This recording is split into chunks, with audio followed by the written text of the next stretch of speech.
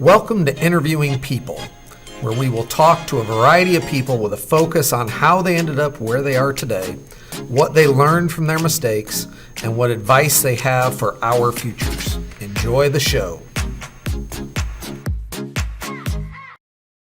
Welcome back to another Interviewing People, and today we have with us Emilie Bandy, who is a 2000 graduate of Van Buren High School. And I still remember she was on my yearbook staff when she was here, probably her senior year, and I know she was very involved and so forth. So she's going to tell us a little bit about her experience, and she currently works for Sesame Street as a web producer. So we're going to figure out what that entails and hear a lot of her story and how she ended up where she is. So thank you very much, Emilie, for joining us today. Happy to be here. Probably our biggest question coming from Northwest Ohio is, what's it like to live in New York City? Oh, I love that question. I love New York. But yeah, I grew up in Ohio as well. I lived in Michigan and Illinois, so I was all around the Midwest, but I'd never really spent any time in this part of the country. I visited for the first time when I was 13, and I was really into theater when I was at Van Buren, and really into the musicals and show choir and choir, all that stuff was like my main focus. So I really wanted to come to New York originally to see Broadway shows. It was like all I wanted to do was see a show on Broadway. So I came to see Broadway shows when I was 13, and I was kind of immediately hooked on the energy of New York. So for the longest time, I always had this distant idea of like, that's where I want to end up. I want to end up in New York. And I feel like it started as like, oh, I want to be on Broadway. I want to be a performer. And then that sort of morphed as I became older. But living in New York, I love it. It's not for everyone. I'll say that. I think, everybody kind of knows a little bit about New York from seeing movies and TV shows. It's very fast. It's very loud. It's especially if you live in Manhattan, which now I'm in Brooklyn. But I've been here for 15 years now. And when you live here, it becomes a home like anywhere else. It doesn't feel, I think most people think Times Square, Empire State Building, Statue of Liberty. I never go to those places or think about those things, really. I have my neighborhood. I have my local coffee shop. I got my friends. It kind of just becomes your own small town in a way. It's just a sort of bigger, busier small town. But if you've never visited, you should totally visit because there's a lot to do here, usually when it's not COVID times. And there's amazing food, and something that's always drawn me to New York is the diversity of people. You meet people that are so different from you, and it's really a really cool thing. And when I lived in Ohio and went to Van Buren, it's a relatively small school and community, and I always felt like everyone knew everything about me and everyone knows everything about everybody. And there was something so comforting to me about going somewhere really big where nobody knows anything about you. There's something really freeing in that. So, but yeah, a lot of the comforts that you get used to in other places you don't have in New York. So for example, I don't have central air conditioning. Nobody has central air conditioning. It's just not a thing here because the buildings are usually pretty old and they're beautiful.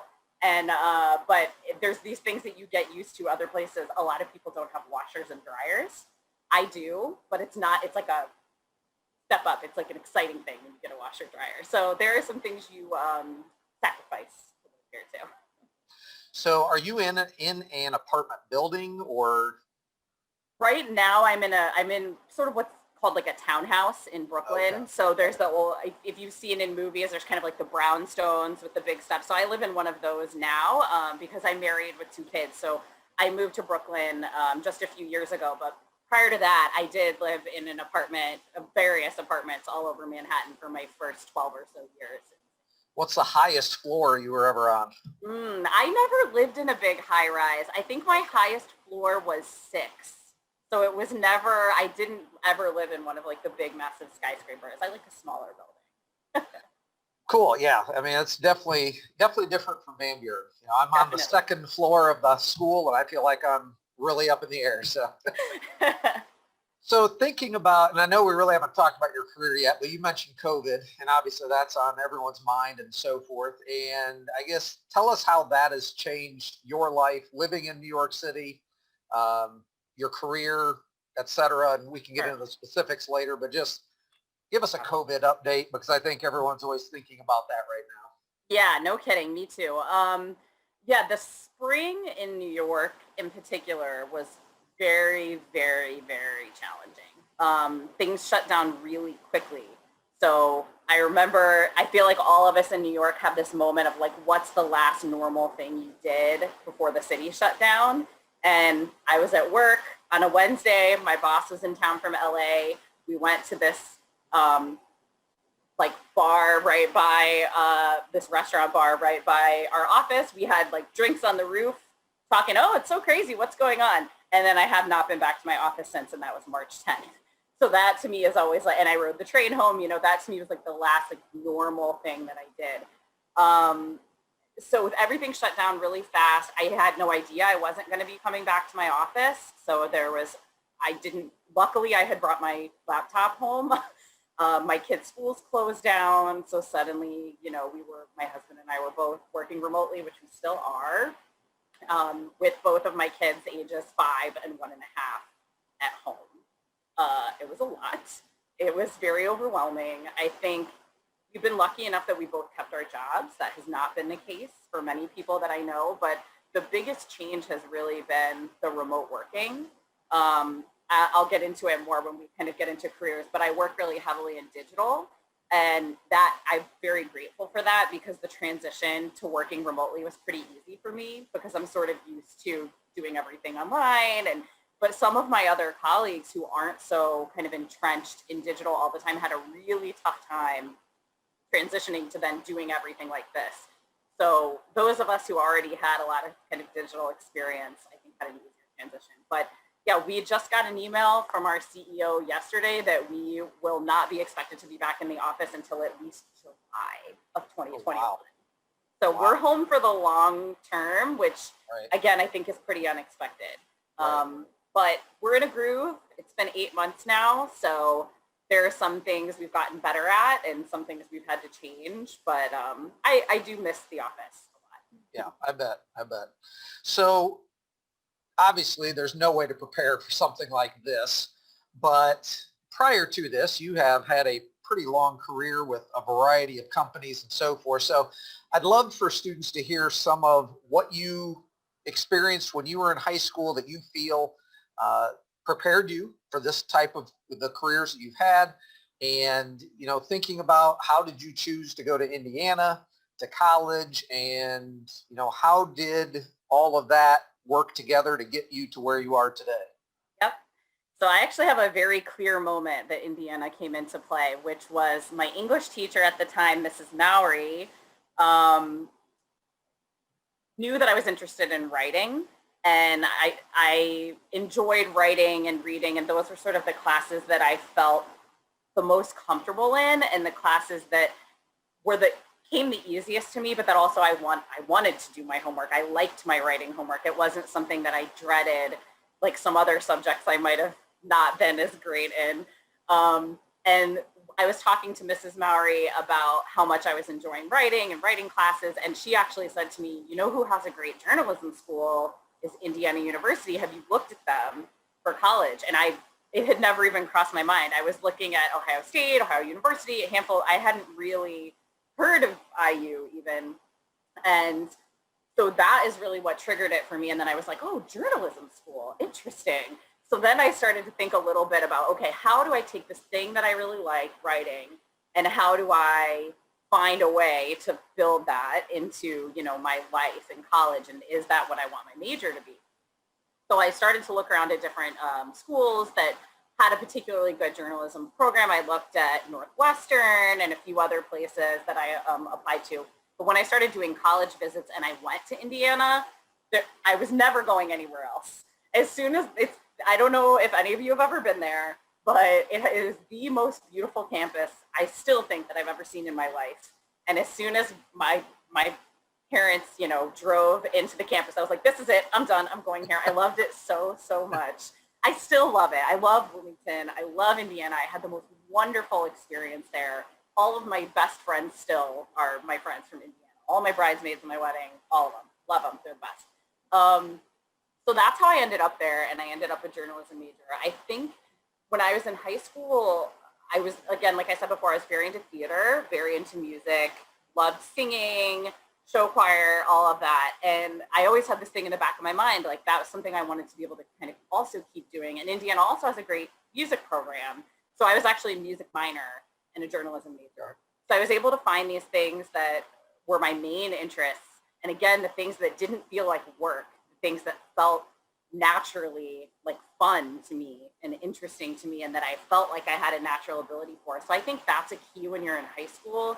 You don't have to know what you want to do. I didn't become a journalist, even though I was a journalism major, but the skills that I sort of learned there then led me in different directions, because I realized during one of my journalism classes in college, I had this idea, okay, I'm going to be a writer for a music magazine. That's what I want to do.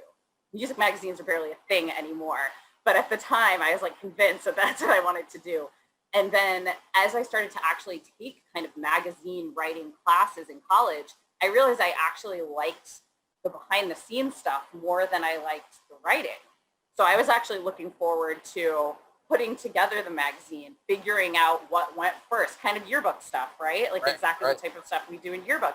And I started to realize like, oh, I actually kind of, I don't necessarily want to be the byline. I like to kind of be behind, and that's really what I do now a lot, is that I'm kind of like the orchestrator behind the scenes of things getting made rather than the person moving things.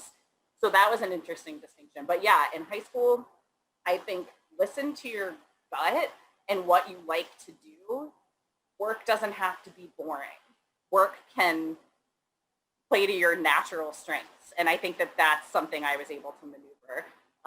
So yeah, I ended up at IU, and then I actually got an internship at IU that I think shaped my whole career, which is I got an internship with Cartoon Network.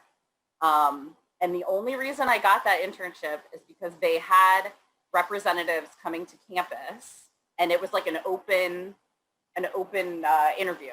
Anybody who wants can come and like interview with these people from Cartoon Network who were looking for representatives from universities around the country. And my other piece of advice, because I think that's what got me this internship, and then it's like a domino effect for the rest of my career, is become a good interviewer, because I just felt like I clicked with the person interviewing me. We had a great conversation, and then I ended up getting the internship. And I think it was much more to do with clicking on a personality level than anything else. Sometimes it's just the ability to talk to somebody. And that internship was amazing, and I think really fueled a lot of what came after it. Cool. Yeah. We've been talking a ton about relationships and how important that is. And yeah, communication, very, very important. So Definitely. you hinted a little bit about what you do, that you're not necessarily the one doing the creating, but you're doing the planning and so forth. Can you give us a little bit more background about being a web producer? Yeah, of course. I always say that type A personalities make wonderful producers. So like if you're the kid in class who wants to do the whole group project themselves so they get an A, that was me. Be a producer. Basically, that's kind of what you're doing when you're a producer, is you're almost the leader of the group project. And it's your job to pull all the pieces together and have something be on time, on budget, and of good quality. So I happen to right now be focusing on web, so websites of all kind across Sesame Workshop and Sesame Street.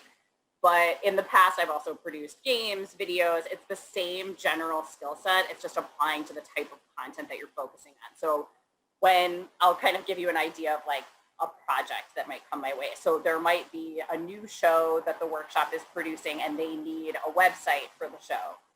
So somebody comes to me and says, Emily, we need a website for this new show. And that's all the information I have. So then it's my job to get more details. Okay, you need a website. What's going to be on this website? Who's the audience? Is it for kids? Is it for grown-ups?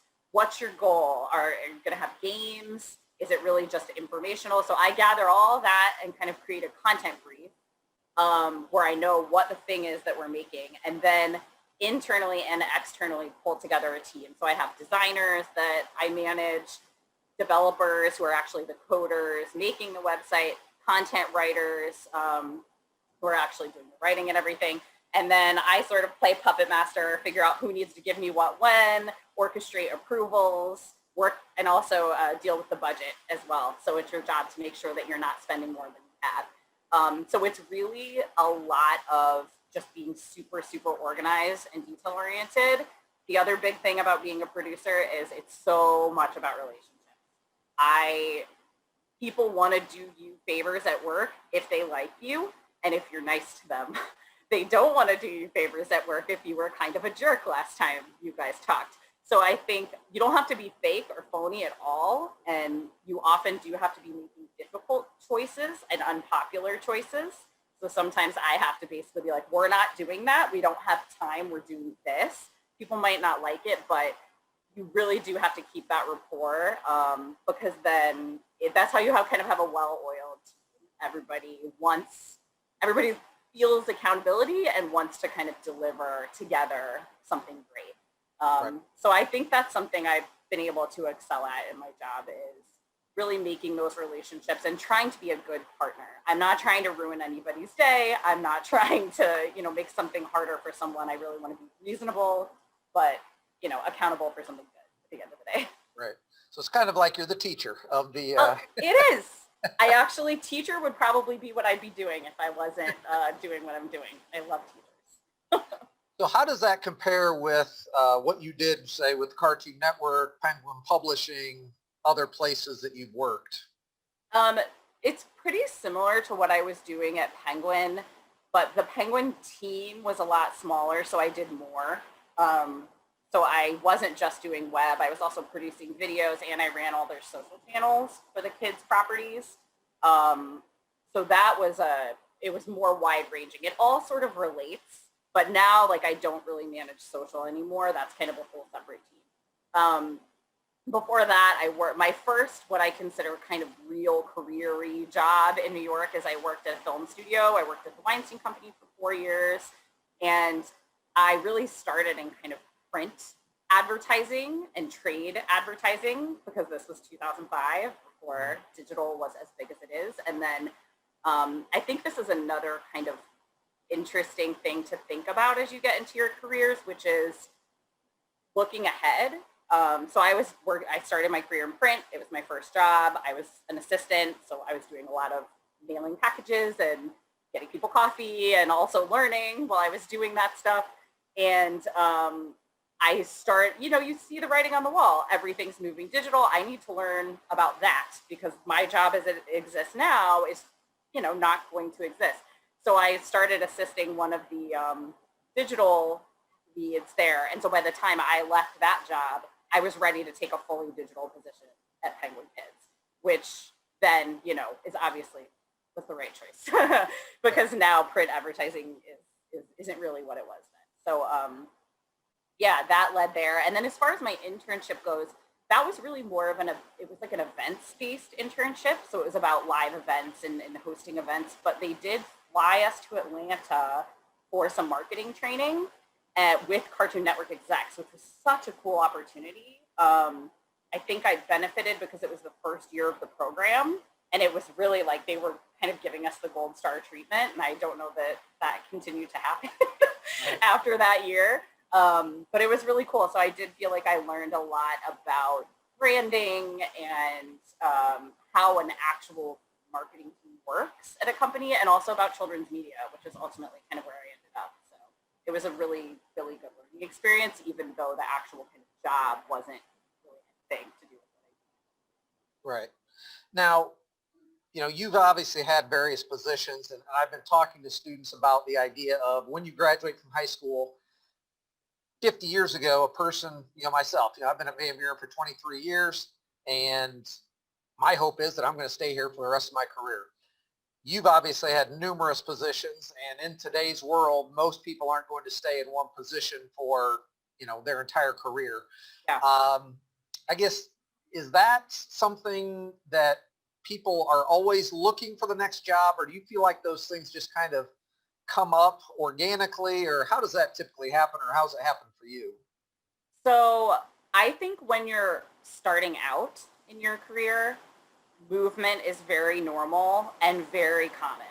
and almost necessary if you want to move up.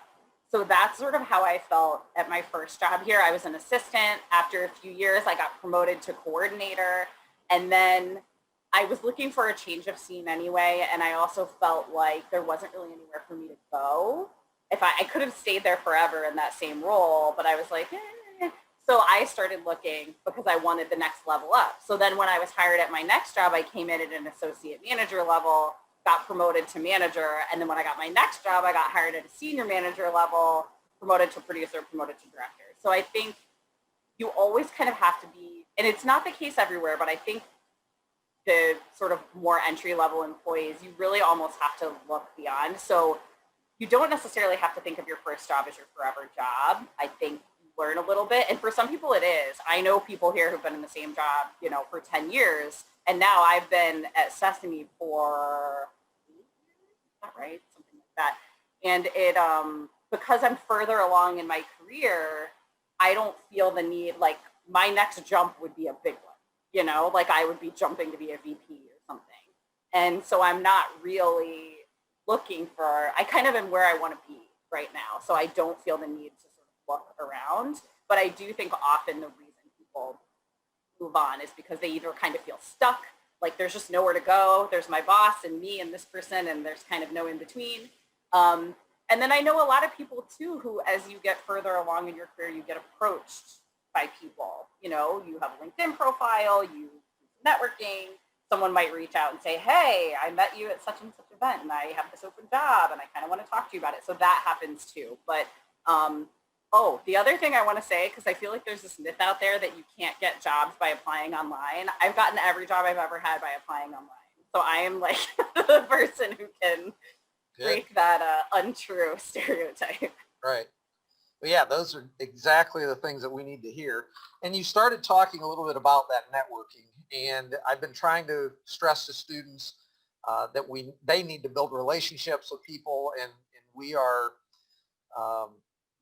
doing that through social media and other platforms. I guess, is there any specific experience you've had where a relationship has really had an impact on where you are today? Yeah, I can think of one. I think generally, I think it's really smart at whatever job you're in to maintain good relationships because you never know where people are going to end up. And so now people I worked with, 10, 15 years ago are now at HBO, Netflix, Disney, you name it. So now it's like I know all of these people scattered about that if I was ever interested, I could be like, hey, what's up? But I do remember when I was leaving my film company job or looking to leave my film company job and I had my interview at Penguin, I felt like my interview went really well, but I had given some references, and one of my references was a boss at the film company job, and I had confided in him that I was looking, and he was supportive. And the people at Penguin knew him because they had worked on like a film book collaboration together, and he took it upon himself to call them and like sing my praises and say that I should, they'd be crazy not to hire me. So right. He really, because they knew each other, he was able to be like, hey, I know those people. I worked with them. I know the people you interviewed with. Let me call them. So that was a really helpful thing. And another experience that isn't about me, but is about a colleague. A friend at work went to a networking event and met at this point in time, like a right out of college woman that she sort of really connected with at this networking event. And when a job opened up on our team, had her information, got her in for an interview, and now she's been at the company for 7 years. So that person that just happened to meet someone from Sesame at a party has now been, at the job for this long. So I think you hear so many different stories and so many different ways that relationships factor in. And I think it's important every step of the way. College, every job you ever have, you just never know where someone's going to end up. Right. So obviously with that, we have control of who we build relationships with and how they're going to help us. And we're also talking a lot about how we can build our brands, how we can create content that's valuable to other people, how it's important for us to then get that content in front of those people. so that they see it, they see the value, they see our skills, so forth. Is that ever anything that you were thinking about when you were in high school, or when did that start to become part or on your radar that, hey, I need to think about that and I'm in control of that and so forth? Yeah, I think it's interesting because when I was in high school, social media wasn't really a thing yet. Social media started to come to the forefront when I was in college. And so I think social media has made the self branding thing a much bigger focus than it was when I was a teenager. So it definitely was not something I was thinking about when I was a teenager.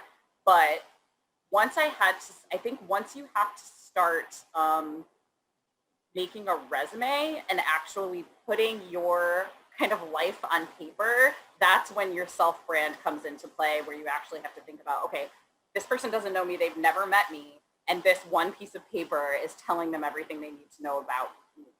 And I think the reality is, like, when you're looking for jobs, a lot of people have the same skills as you when you're just starting out. So I try to always think about, like, what's an interesting talking point for me that is going to make my resume, that doesn't have a whole lot on it because I, was just getting started. What's going to make me stand out or make them think like, oh, this is someone I want to talk to more. And something I actually did, and I remember that it actually had an impact when I got my film company job, was I had my resume, all the usual stuff, experience, skills, etc. And then after I graduated college, I actually traveled for a year in New Zealand, and I always thought that was a really interesting thing. I wanted to explain why I hadn't had a job yet, because I was temping, kind of working around New Zealand. And so I put travel experience on my resume and listed like New Zealand, Fiji, this other thing. And so I think that became a talking point where they were like, oh, I saw what was that like? And then that just gave me a chance to let them get to know me a little bit better and talk to them a little bit about, who I was outside of this piece of paper. So I do think finding a way to distinguish yourself feels really important because things can kind of blend together. And as far as self-branding now, I do think, social is so important across the board. Thinking about what you're putting out there is really important too. You never know.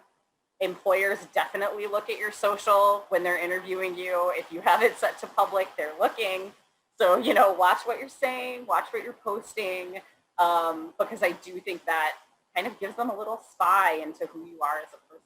So it's definitely important to be putting good stuff out there. Yeah. It's really interesting. The whole idea of, I don't know if you call it a gap year when it's after college. I usually think of it before college, but I'm interested in that. How did you feel a lot of pressure to not do that, or were a lot of people encouraging you to do that? Sounds like it was a great experience, but it was great. And actually, I will advertise for the organization that I used, because I think if anyone's interested in this, it's worth looking into. So I went through this organization called BUNAC, BUNAC, and it's a work visa exchange program. So then it's not just it's like New Zealand, Australia, a couple different countries in Europe, Canada, and the United States. And they essentially allow a certain number of folks from New Zealand to get US work visas and a certain number of folks from the US to get New Zealand visas. And then it's like a work exchange. So you have a visa to work for a certain amount of time while you're there, because who can afford to just go work? Right. So it was definitely, I think my parents were a little thrown by that choice because I've always been kind of an overachiever. I always loved school. I've always kind of done what I was supposed to do. And then there was just this feeling after college that I just wasn't ready to kind of dive in yet. And so I had my best friend in college who did it with me, which was helpful to have a partner in crime. So yeah, you pay, a certain amount of money for this visa exchange. Then you organize your airfare and all of that. There's an office there where they'll help you job hunt. They'll help you find housing. They'll help connect you to other folks in the program if you don't know anybody. So yeah, I ended up over there for almost a year. We got like a flat with a couple local college girls. We got a job at a cafe up the block. It was very fun. So I was making money, but also, traveling and kind of learning about what was happening there. And I also signed up for a temp agency, and I was temping there, which actually ended up being great because I feel like I got a lot of office skills during that time from just temping, answering phones, typing, kind of getting used to an office culture, which is a new thing when you're just starting out at a career. So it was really, really fun. And then we spent the kind of second half of our trip. We had saved up money from working and kind of staying in one place in Wellington, the capital. And then we got on a backpacker bus and just traveled around for the second half. So we did all the fun adventure stuff. We went skydiving and we hiked a glacier and we went spelunking, and it was great. So I definitely, UNAC, everybody check it out. If you have any kind of itchy feet or feel like you want to go on an adventure, there are age restrictions, so you have to do it while you're young. I've aged out. I already looked. But yeah, most of it, it's like between a 6 and 12 month visa, and you have to be, I think it's under 25 or something like that to take advantage of it. But it was a really cool situation. And then I felt like I'd kind of like gotten that out of my system. And I was really, by the time I came back, kind of ready to come to New York and make it happen. Right. Yeah, I think it's so important to go see other cultures and recognize that, wow, not everything is exactly like it is in Van Buren and Findlay, Ohio. Exactly right. I think it's really eye-opening. And, I grew up in small towns. I get it. You're surrounded by a lot of people who are really similar to you. And so when you're sort of exposed to people that are so different, it's really eye-opening. And I think it also gives you a sense of what possibilities are out there. There's so many paths. Your path doesn't necessarily have to be high school, college job. Like, there are other ways to have a successful life, and you might still end up there. Like, I still ended up with, a husband and 2 kids and a cat and a job, but I sort of had a more non-traditional path getting there, and that I kind of took a year. And I think it's also important, like, I don't want it to sound like that this was all easy. It wasn't. Like, I came back from New Zealand and I had no money. So I moved back to my college town and I worked at a T-Mobile wireless stand in the mall for 6 months. And I'd already graduated from college, and I was like, what am I doing? What am I doing? And I basically finished, like, I just kind of woke up one day and I've been just drifting, basically, like working these weird hours at the mall. And I was like, I'm going to buy a plane ticket to New York. And I bought a plane ticket to New York with no job. My parents thought I was insane. My friend was going to law school here, so I crashed with her in her 1-bedroom apartment until I got a job. And I actually signed up for a temp agency here as well, and it was great. It helped me pay the bills until I settled in and was able to get my own focus and got a more stable job. But I would highly recommend it if you don't know. And but the person I was working with, the recruiter I was working with at my temp agency, was the one who kind of got me into a long-term 6-month contract somewhere. And that's when I was able to settle and be like, okay, I can live here. I was able to have that chance to really make it work. That's cool. So yeah, I love what you said about not everyone's path is traditional, and the fact that, yeah, you were working for 6 months for T-Mobile, and yeah, that's great. I had an epiphany, and I think that's the thing, is that, like, you might have these weird kind of lulls. I think it's sort of a roller coaster ride in the beginning. And not everybody, I kind of always knew I wanted to be in New York, but not everybody has that clarity either of like, here's the place I want to be. So I think you have to bounce around a little bit and just be open to the opportunities that come your way. Understand that it might not look like you envisioned it. It might not look like sort of what's on paper or what you always thought your checklist was, but that some of those experiences can lead you to other things. I think it's so much of it is like a gut feeling. Like, this is the thing. This is for me. This is right. And it also goes the opposite way. You can have a gut feeling that it's wrong. I know people who move places and we're kind of immediately like, nope. And I've had some job interviews in the city. An example, I think it's when I ended up at Penguin, I was interviewing at quite a few places. I got an interview at Comedy Central, and I was so excited because I thought like, oh my gosh, this job is made for me. This is going to be amazing. I'm going to love it. It was like the worst interview of my life. They clearly were not charmed by me at all. And I walked out of there feeling terrible. But I knew, okay, that wasn't my place. I didn't feel like I fit there. It wasn't for me. And that's okay. It was someone else's place, you know? So I think it's through experience, it definitely, you kind of get a sense of when it's right and not right. And with Sesame, right after my interview, I knew, I was like, this job is mine. It's mine. I know it. I just like felt it in my gut that this is where I belonged. Very cool. So did you ended up with a journalism major, is that correct? Correct. Okay. Yeah. Is that typical for someone who's doing web production, or could there be 50 different majors that people end up with in web production? And So many different majors. I think majors are a really interesting thing because when you're in high school and college, there's such a focus, and you're so what am I going to major in? Do I have the right major? Do I need to switch majors? And so often, I don't want to say it doesn't matter because I don't mean to be that flippant, but it is the skills that you learn matter, but it doesn't actually matter that I have a journalism. And that's not true for all jobs. There are certain jobs where you have to have a certain degree in a certain subject.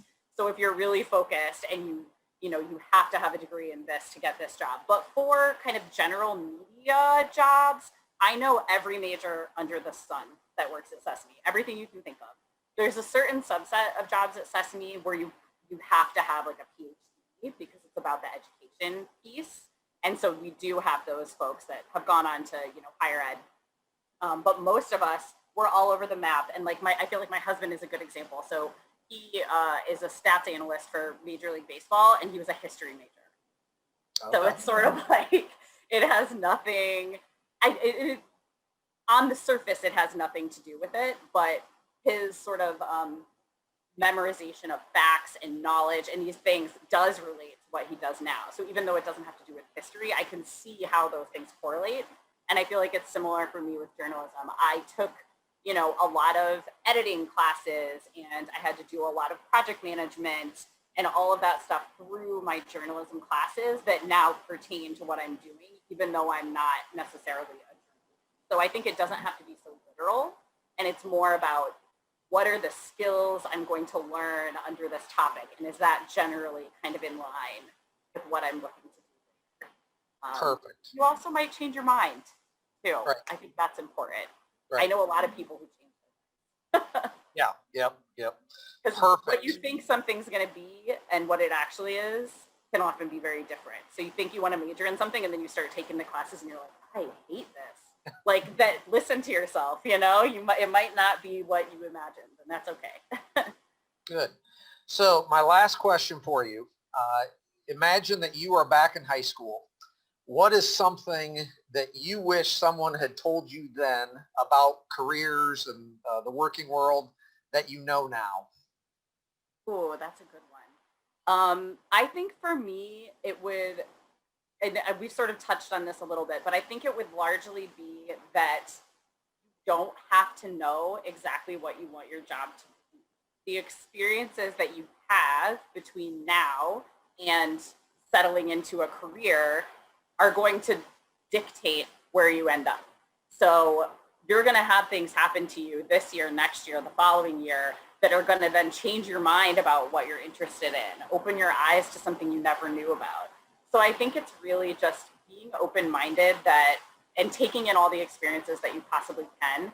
I could have never said that this was going to be my job 15 years ago because this barely was a job 15 years ago. The websites and digital and all of that was just kind of becoming a big thing. So there are jobs that are going to exist when you're going into the workforce that may not even exist now. So I think it's always just being open-minded and listening to yourself about what you're interested in, not what someone tells you should be interested in. So you're going to know, if you enjoy something or if something comes naturally to you. And those are really the things to focus on. Because again, like I said earlier, work doesn't have to be horrible and boring. Work can be fun, and work can kind of be an extension of who you already are, and then it all just feels easy. like I'm already good at this and now I get paid to do it. Cool. It's not to say it's always going to be fun, but you know what I mean. Right. Well, that's perfect. So I think that's a great way to end. Thank you very much, Emilie, You got for it. offering your insights and a lot of really good information that I know students are going to benefit from. So thank you very much. You're welcome.